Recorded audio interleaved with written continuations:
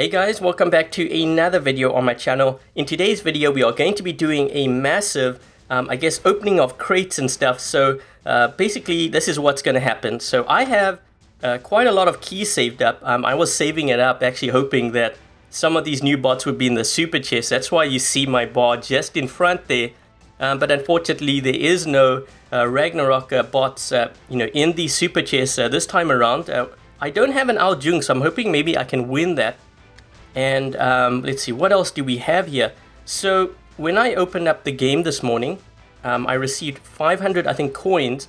I did purchase, so I went here and I purchased another 3,600. So we are going to be taking a look at this as well. And then once I've opened up, all of those, crates and stuff, I'm going to run a battle here of Arena. So we can take a look at that, kind of a new feature that they're testing out, I guess, and we'll see how that works out. Okay, so let's do the first thing here. Let's open up some of these chests. So what I'm going to do is, let's just open up the 1,000 here. Let's see what we get. And I was kind of waiting for this. I was hoping I'd get something good. Ooh, 3 million. Not that great, but at the same time, it's always good to have, silver. So we have the super chest here. Let's see what we get in the super chest. And I'm kind of wondering if I'm going to be able to get another super chest because I have quite a few keys saved up. And let's go back here and let's see what else we are going to get. So let's open up the 1,000. Oh man, not another 3 million. Oh geez, that's the... let's see if we can do another one. Hopefully it doesn't get stuck on there. I saved up a lot of keys. 1,000 gold's good. 1,000 gold's really good because I can use that for things like power cells and stuff. So let's go ahead and let's continue here. And let's see what we get. Ooh, 2,000 good. That's really good. Okay, so we have 3,000 gold so far from that. And you can see the progress of my super chest is kind of going pretty quickly here. And even more gold, so that's great. I'm liking all this gold. It's always good. Because I use it for like boosters, but also sometimes if I need to speed up an upgrade, then I will sometimes do that. And something like the Pursue I can always sell for silver. So, anything like gold especially, I think I favor the most from here. Ooh, is that 5? 5 million silver. And we have the last one here. I might just finish all my keys actually. Is that another 5? Ooh, well, you know what, 10 million, and then I had additional for the others. So we can't do any more, but take a look at how close my bar is to the super chest. So let's go ahead and do this. And, oh man, Arbalist. That's like one of the worst weapons in the game. Let's keep on going here. Man, I'm really hoping that I get like the Aljung from the super chest, because I'm actually building components for that right now since I don't have that bot yet. And we are getting really, really close here to that super chest. I think I should be able to hit it. More silver. And speaking about silver, I think it's 25% less in terms of cost for upgrades for this event. So definitely take advantage of that if you can. Play a lot and you can use that to upgrade your equipment. 30 gold. And there we go. So we have the super chest. So let's see what we get in our second super chest. I'm hoping that it's an Aljung, but seeing that my luck is pretty bad here, I don't think so. Oh man, is it an invader? Yep, it's an invader. So anyways, I'm gonna probably sell quite a few of these items here, the invader and the pursuer, since I already have one. And let's take a look to see.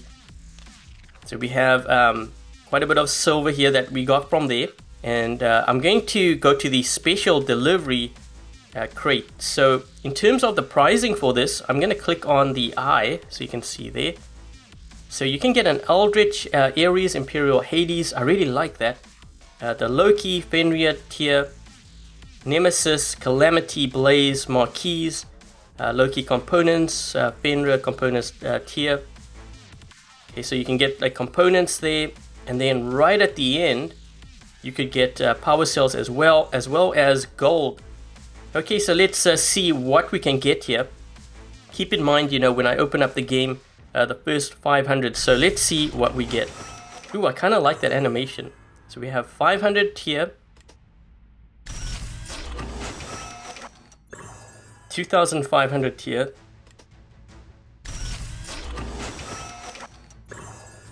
We have the Calamity.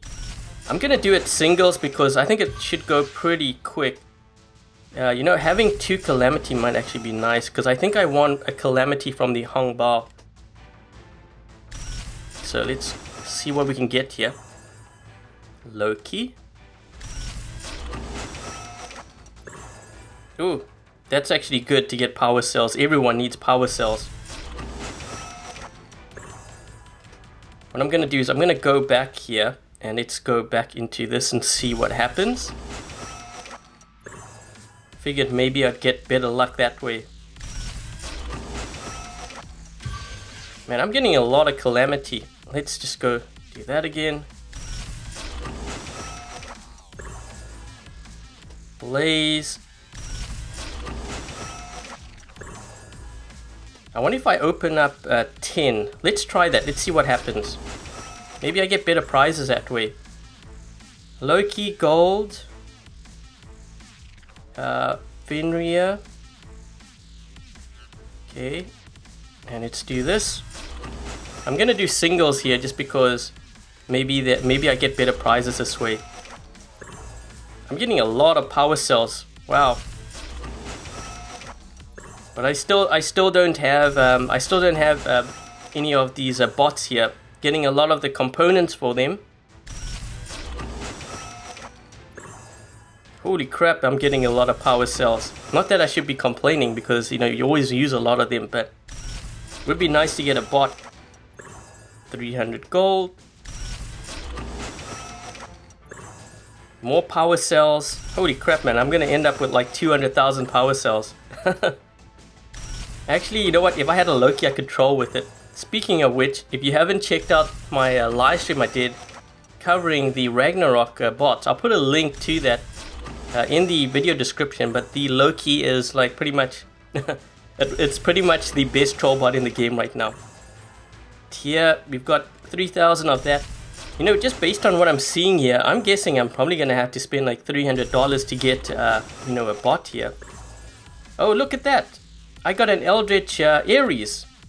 This is going to be my second Ares. I didn't, whoa, I was not expecting that. Sweet. So we have a different design there with that. Oh, we're getting different prizes now. What's going on here? Still getting the Blaze. Actually, you know what? I really wish I kind of had 2 Blaze. Because I want to run it on my Hades. And that is the final one. So let's see. If we go to the top right, you guys can see what I won. So, whoa, Calamity. I got a lot of Calamities. But that's a good thing because it's not something that we can build yet. So I got an Ares, Calamity. We got Loki components, Fenrir here. I'm just going to go through, you know, my winnings here so that you guys can see. There we go. And a lot of, whoa, that's a lot of power cells. Holy crap, look at this. Oh, jeez. So that's my winnings, you know, for this, what are they calling this? The special delivery crates. And this one I spent, here, let me just go here. So for me, it's 140 Canadian. I think for US players, it's 100 US dollars. But that's pretty much what I won. Kind of glad about the Ares, especially because I need another one. The only thing is upgrading that. But maybe I might upgrade it for this event because obviously, you know, it costs less for this event.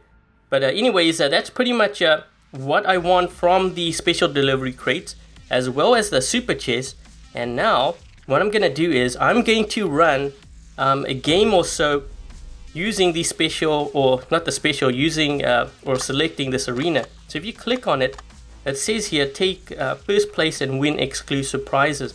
And I think they're gonna have different themes and stuff for this, but the prize fund is made up of entrance fees. Everyone fights for themselves, so it's kind of like free for all. Basically, I think you have to buy into this, or Actually, this one says free here. So I'm guessing, I think from what I heard, you have to pay, you know, a certain amount of gold, and everyone, like, pitches in, and then whoever wins takes the pot. I think so. It's kind of like poker in a way, in terms of how it works. But I'm gonna run a game or so with that, so you guys will be able to see that footage. And I think that pretty much sums everything up as far as my chess openings. And yep, let's hop into the first game of Arena. Okay, so we have dropped into Shenzhen map, and this is free for all. So everyone is running the same robots. Everything is the same. The weapons, the weapon levels, the robot levels, everything is the same. Same playing field. You are not allowed to use boosters or modules. It doesn't work in this, you know, arena battle mode. So definitely a fair playing field. So yeah, I dropped in with the pattern with the Pinatas. This is an all-time favorite amongst many of the older players who were around when the game was called Walking War Robots. You know, I've been playing this game for, I think it's 4.5, almost 5 years, maybe even 5 years by now. And I know many players used to run the setup. The difference though is that Pinatas now have a different reload mechanic. For those of you who were around back then, Pinatas, you had to wait 15 seconds. So if you fired everything and you missed, you would have to find cover because you couldn't fire again for the next 15 seconds.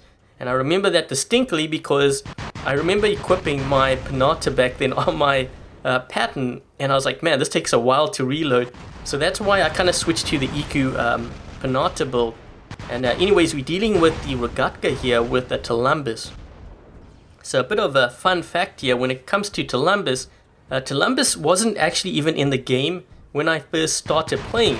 It only came into the game, I think it was round about the time the Griffin entered, because I remember running it on my Griffin. I didn't have enough Orkans. I really wanted to run the Death Button Griffin, but you know, I kind of settled for Tulumbus and Pins because it was still very deadly back then. And then, you know, that kind of developed into the whole Russian Death Button because a lot of Russian players would play it.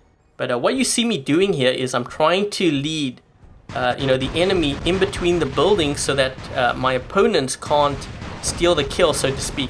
So I'm firing, you know, in these narrow gaps, and it makes it hard for the enemy to, you know, take my kill, so to speak.